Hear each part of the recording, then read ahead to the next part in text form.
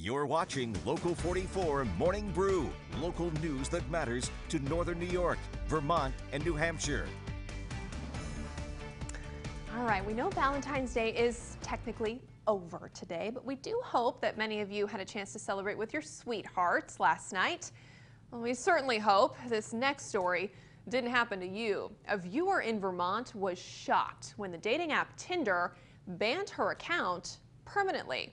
I investigated why, and you'll never believe the reason. Take a look.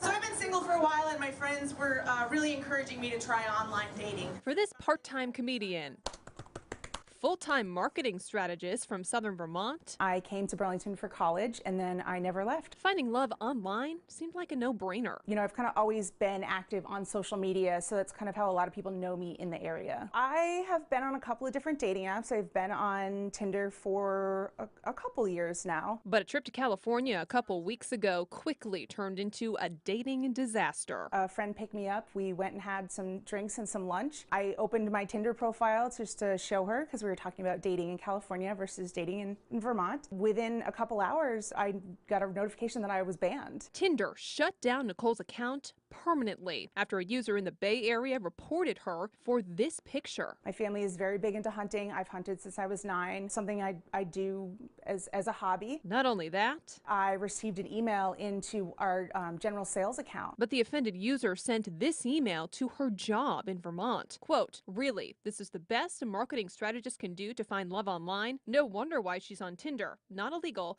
but classless for sure." What did you think when you read that? I was honestly a little taken back, because I never would have expected that to happen. I reached out to the user too. He sent me a statement saying in part, quote, "While my personal feelings of hunting fall on one side of the issue, my main complaint being it just doesn't belong on a public dating site, and all I did was report it to Tinder as inappropriate. That's got to be considered a bad move, as you are now not just representing yourself, but also your company as well, and thus the reason I felt prudent to let the company know." This is the screenshot of the error that I received. But someone who takes things a lot further than just swiping left isn't what bothers Nicole the most. I would say there's been at least 5 exchanges back and forth. It's the email response from Tinder after she read their terms of service and still didn't know what she did wrong. They immediately responded back and basically said I had violated their terms of service and their community guidelines, and that they don't have an appeals process, so I was permanently banned. So yeah, I turned to social media and I sent them a tweet. And I'd actually done a Google search, and I Googled men with deer on Tinder, and I got examples of profiles that came up, and so I sent them a screenshot. I called the group's public relations representative last Wednesday.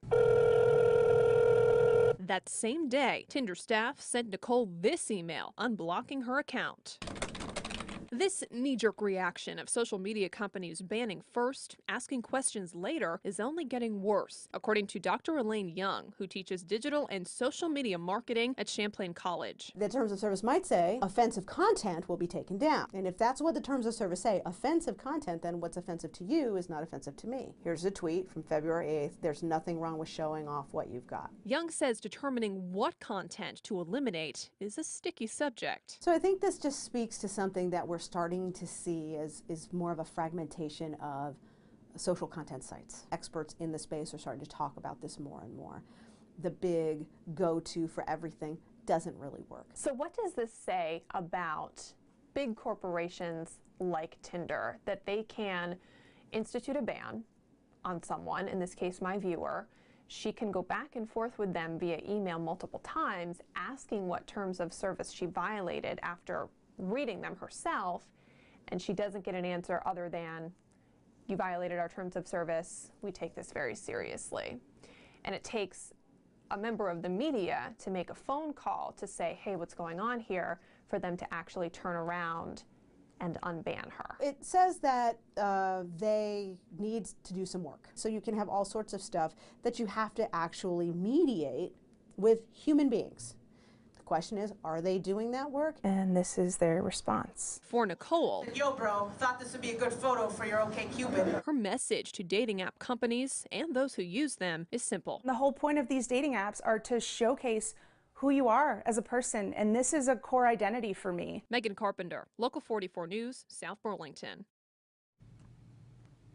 A Tinder spokesperson did give me a statement saying, quote, "We are committed to maintaining a positive ecosystem and take any reports of behavior that is contrary to our terms of service or community guidelines very seriously. We have a team dedicated to investigating each report. The account in question had been reported multiple times. The matter has been resolved and they can now use Tinder." We'll be right back. You're watching Local 44 Morning Brew, local news that matters.